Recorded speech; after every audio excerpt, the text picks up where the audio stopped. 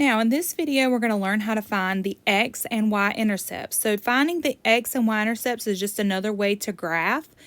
There is one thing that you have to know though, and that is the two different forms. So we have what we call standard form, which is ax plus by equals c.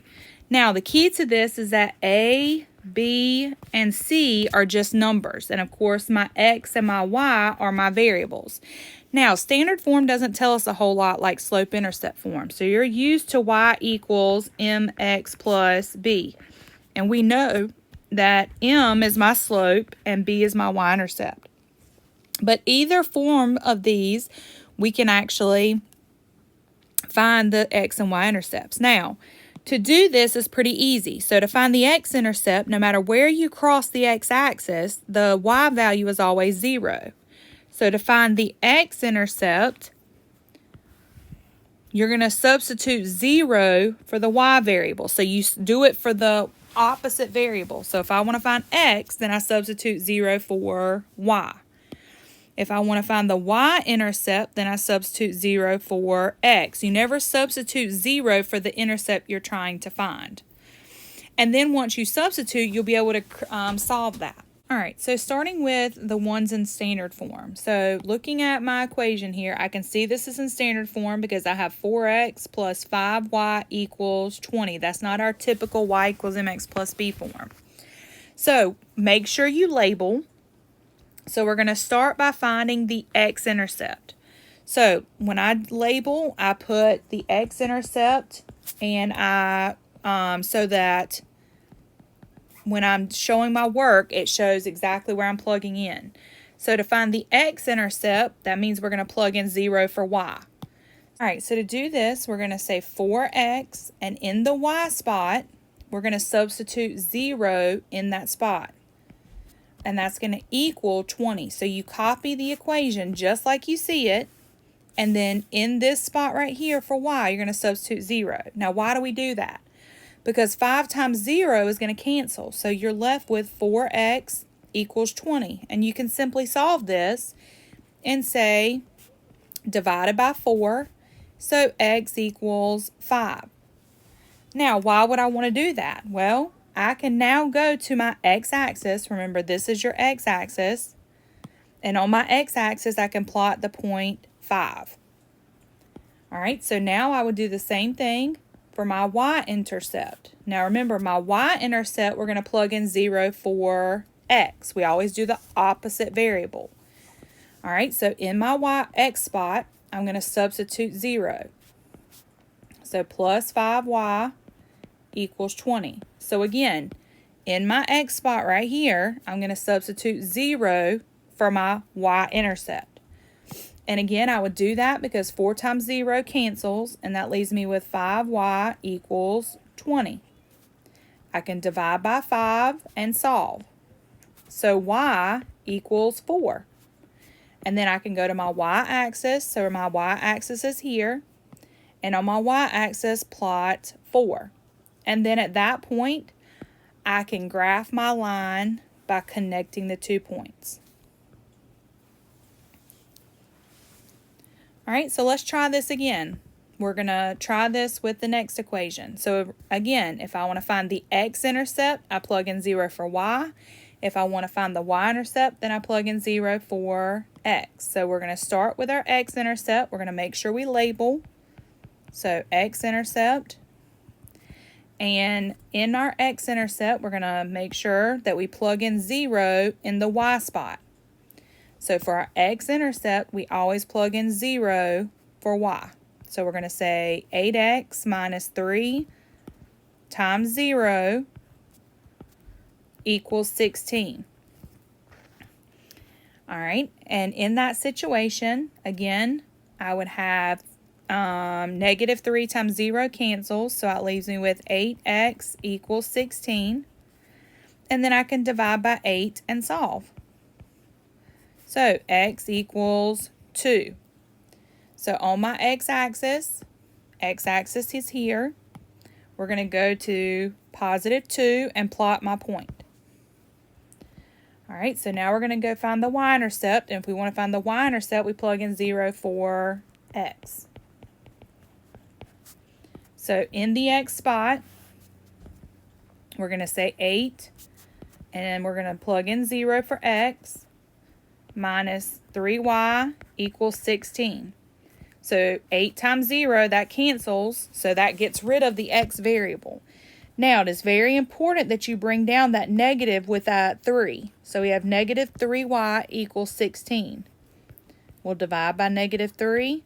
Now, this one's not going to divide evenly, but we can use Desmos, and we can say negative 16 divided by 3, and we get approximately negative 5.3.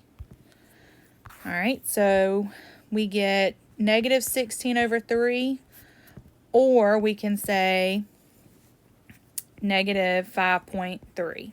So we can go to our y-axis, and we're going to have to estimate a little bit here, but we can go to 5, negative 5, and a little bit under negative 5.3 and plot that point.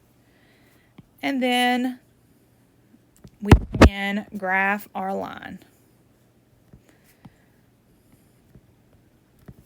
All right, so that's when it's in standard form. It works out pretty well that way.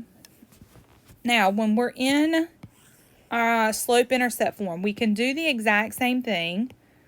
The only difference here is that we already kind of know the y-intercept because we know that the y-intercept is b. So we don't really have to find the y-intercept when it's in slope-intercept form, okay? So when I'm looking at this problem, I already know my y-intercept. My y-intercept is 2. I don't need to do anything further. I can go to my y-axis. I can plot it 2. But we need to find the x-intercept. So we're going to do the exact same thing for this problem that we did for the other. We're going to plug in 0 for y. All right, so if we do that, we're going to say 0 equals x plus 2. Now, in that situation, we now have an equation that we can solve. Now, you can rewrite it if you want to make it easier, but you're going to subtract 2 on both sides. So x now equals negative 2. And I can go to the x-axis and plot negative 2 and graph my line. All right. Same thing for the next one. I already know that my y-intercept is negative 8, okay? So I don't even have to do any work for the y-intercept when it's in slope-intercept form. We know the y-intercept is b. So I can go to my y-axis, and on my y-axis I can plot at negative 8. But I do need to find my x-intercept. So if we're going to find our x-intercept, we're going to have to plug in 0 for my y value. All right, so we're going to do 0 equals 4x minus 8.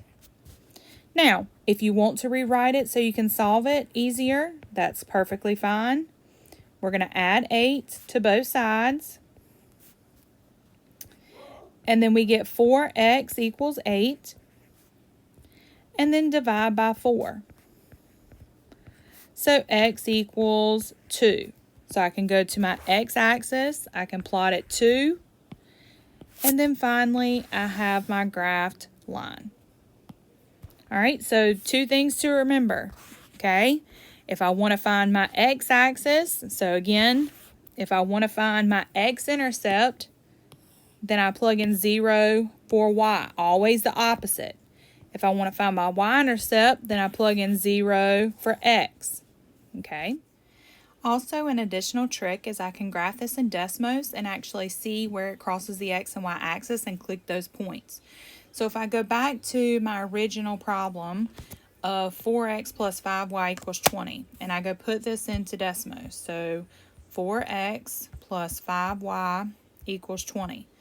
And I can kind of move my graph around, but if I click the x-axis where it crosses, I can see that it gives me 5, 0, which is what we got. We got that the x-intercept right here was at 5. All right, and then if I go back, I can click the y-intercept, and the y-intercept is at 4, which is what we got right here. Again, I can do the same thing. So I have 8x So I can put in 8x minus 3y equals 16. And I can click where it crosses. So the y-intercept you can see is that decimal that we got when we did negative 16 divided by 3. And that gives me that same decimal in Desmos. Or I could click the x-intercept and I can see that that was at 2, which is what we got here and here. And of course you can do the exact same thing for these equations. So if I put in y equals x plus 2, y equals x plus 2, I can see that it crosses at negative 2 for the x-intercept, which is what we got. And we already knew that it hit at the y-intercept at positive 2 because we know that the b value is the y-intercept. So always check your work and what you've done in Desmos.